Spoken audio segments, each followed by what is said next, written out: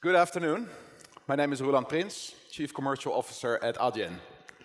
Adyen is a payments platform, and we help merchants across the world accept payments from their consumers. A lot of people know us for all the work we do with many of the leading tech companies. So people like Netflix, Facebook, Uber, Grab in this region. But we do much more. We work a lot with airlines, 40 across the world, a lot of travel companies. And we spend a lot of time with marketplaces, companies like Etsy, and recently we announced a deal with eBay. And what we do is we're really bringing together global sellers and buyers and to make transactions go frictionless for them. But today I'd like to talk about something differently. I'd like to talk about retail.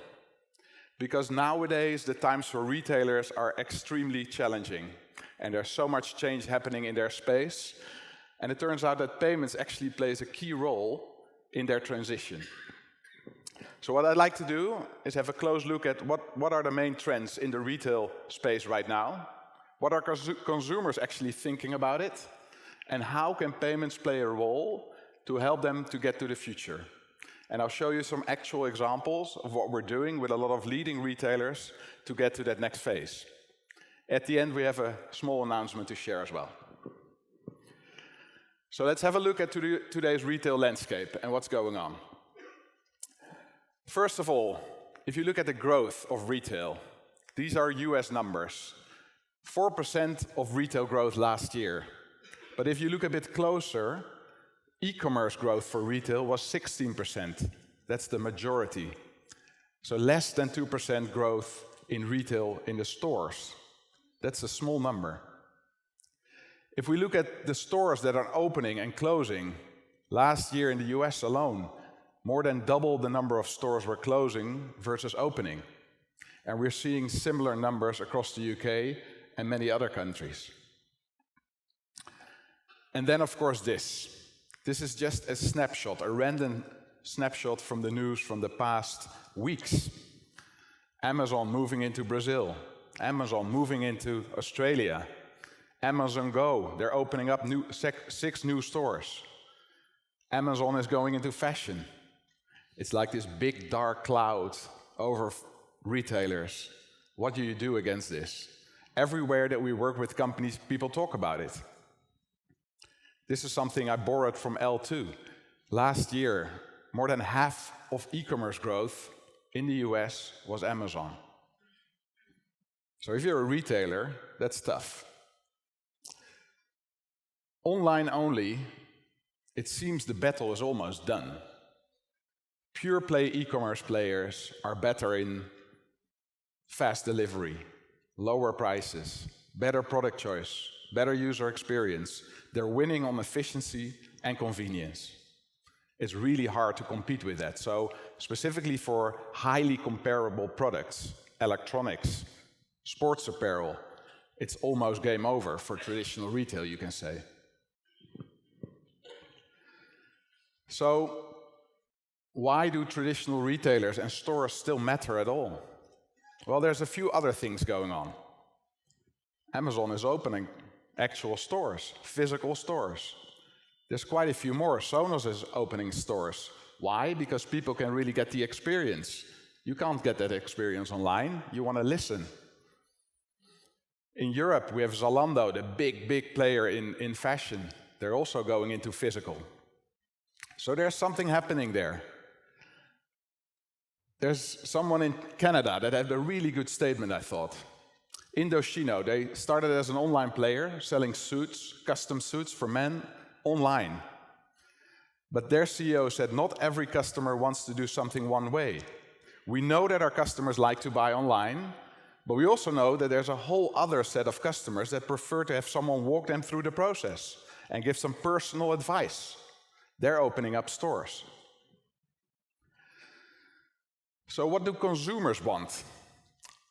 As it's such an important area for us, last year we conducted quite a few researches and surveys across the US, the UK, Australia, here, Paris, France, to get a feel for what do consumers want from their retail merchants? How would they like to interact?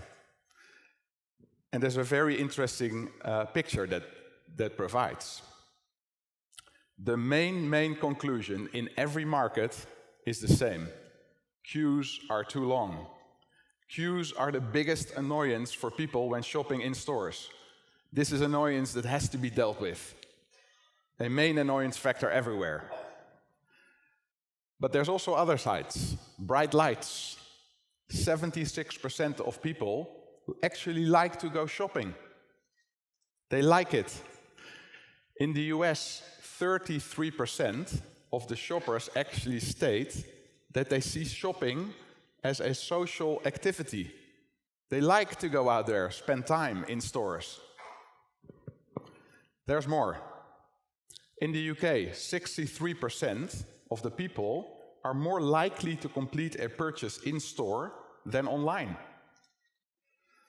Then we move to Germany, where people say it's really important, and this is 74% of the people, it's really important to be able to see, touch, and try products. On the other side, 49% of people in the US claim they're not interested in getting advice from a sales assistant in store. They don't want it. Stronger even in Britain. Almost 2/3 of the people state that they probably think they know much better what they want, and they know much better than this actual sales assistant. Something to think about. In Australia, half of the people made clear that they would really like to have the possibility that if something is not in stock in a store, that they can just still purchase it and have it shipped to their home. And more than half of the people in the US actually made clear that they would really like to use social media for shopping, and they use it for influencing and other means all the time. So there's a lot going on, and things are changing, and in our opinion, the way we look at it, there's 3 things that are really key for retailers to survive and actually thrive in the future. Those 3 things are: A, you gotta make consumers really fall in love with your brand. You gotta find ways for them to build a relationship with you, to build an emotional relationship, and have a true experience that they go and love and connect with you. Secondly, the experience has to be super convenient. This is the norm today, set by a lot of the e-com players, but you have to make it very convenient and personal. And the third factor is cost. Make sure you're running this at a low-cost infrastructure. Now we get to payments. We're at Money 2020. So how does payment fit into this picture? What can payments do for retailers to get to where they want to get to? And in our opinion, hey, we're a payments company, but still we feel that payments can play a real big role in enabling retailers to get to where they want to get to. And I have a few examples for you of some of the leading retailers across the world and some of the things they've implemented to get to that next phase. Before I show them to you, I'd like to talk very briefly about Adyen, because I'll give you a bit of context on the examples I'll show you. So Adyen is known to be an online payments company. But for a few years now, we've been very actively building and rolling out point-of-sale solutions, specifically in Europe, the US, Australia. So in these markets, we help retailers both with their online payments as well as their in-store payments. And everything ends up in the same platform. So they have a unified view of their customers. And they have much more understanding of their customer behavior and can make the interactions much more easy and convenient. If you look at the companies we work with, this is a snapshot, but there's companies like Adidas, Scotch & Soda, Sephora, Mango, Zara, all companies we work with, and they're working with us both for online and in-store and bringing the experience together. And we're working with them in many different markets. Now let me show you a few of the things we're doing and some of the specific examples where I feel retailers are taking the next step in improving the customer experience through payments. The first one I'd like to show you is Bonobos. A US merchant started out as an online retailer selling men's clothing, specifically pants that they couldn't find anywhere else, so they decided to make them themselves. They were really successful online, and after a few years they decided to open up stores.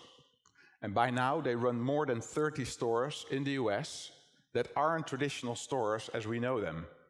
They are what they call guide shops. You make an appointment, you get a personal fitting, and you get the product you really like. There's a coffee or a beer, whatever you like. So it's a very personal approach. They make a profile, and you purchase the product. The moment you buy the pants or the shirt, they will never give it to you right there. They will always ship it from their central warehouses, enabling a really low-cost infrastructure, but also making sure that their stores don't have to stock up all the different products everywhere, which makes it a much lighter operation. What we do with them is when you make the payment in a mobile payment setup in a personal way, we actually store, in payments geek terms, tokenize. We store the payment details so that for any future product you want to buy in the app or online, you don't have to provide your payment details at all the next time. So they're making the future purchase really, really simple. You already know your size, the payment details are already stored.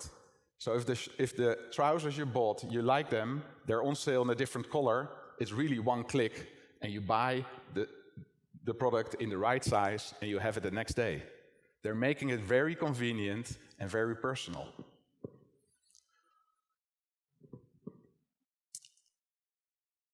Another thing we're spending a lot of time on is making new payment methods available in-store.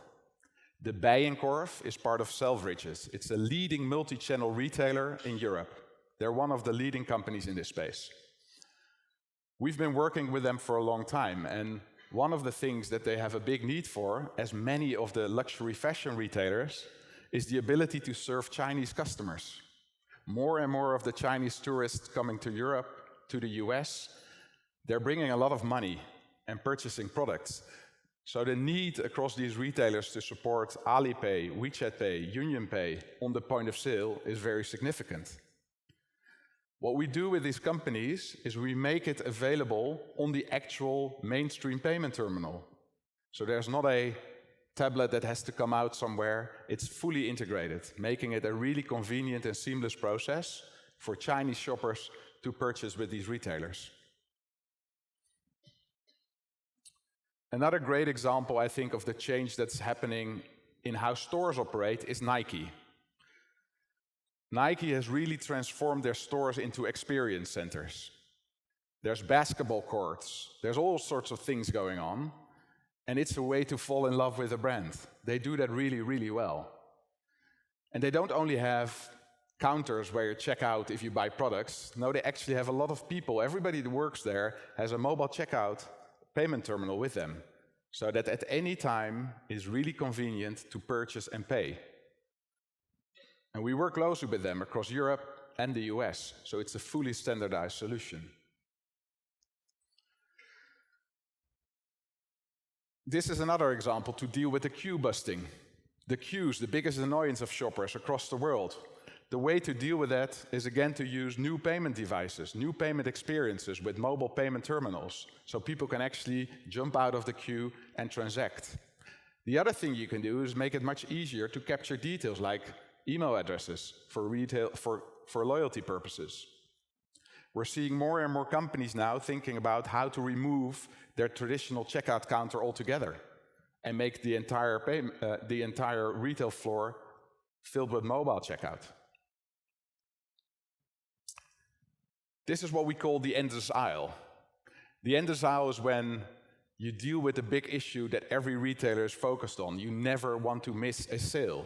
Someone comes into your store to buy something, it's not available in store, you don't want to let them go without anything. It's a double disappointment. So the endless aisle is where you actually have a web-based terminal in store where people can actually purchase the product and you ship it the next day to their home. It's something we've seen all around, but what we're doing here with Bijenkorf again is something that's really neat. They have a lot of loyal customers, and what they do is they have card recognition.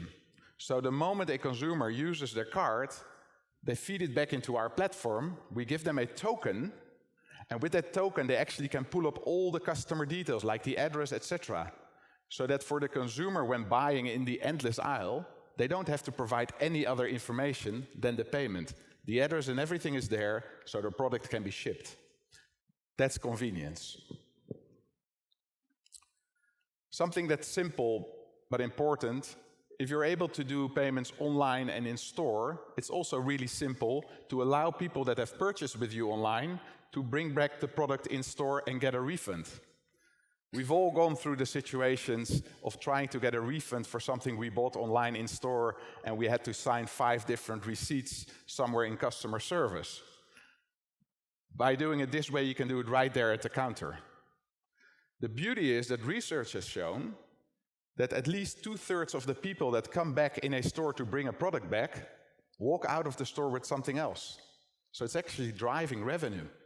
That's where stores play a role. And then the final bit we talked about was cost savings. Scotch & Soda are a Dutch company, but they have stores and opening many stores across the world. They moved from using 15 different providers for 10 different countries for their online and in-store payments, and they're able to move it all to one. And by doing so, the cost of managing their financials, the cost of managing their development infrastructure, their hardware, has significantly decreased, setting them up for success in the future where low cost is really important.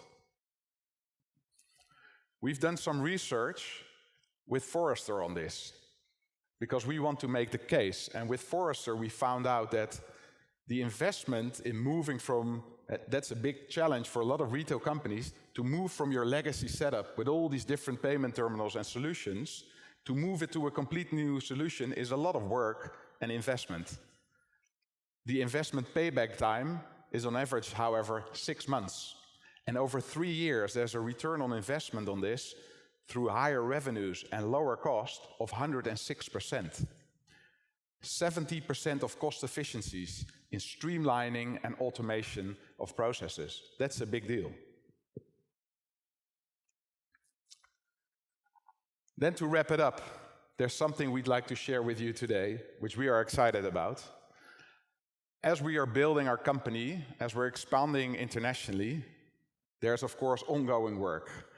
And the beautiful thing we can announce is that per today, we're formally announcing that we're bringing this experience to Singapore.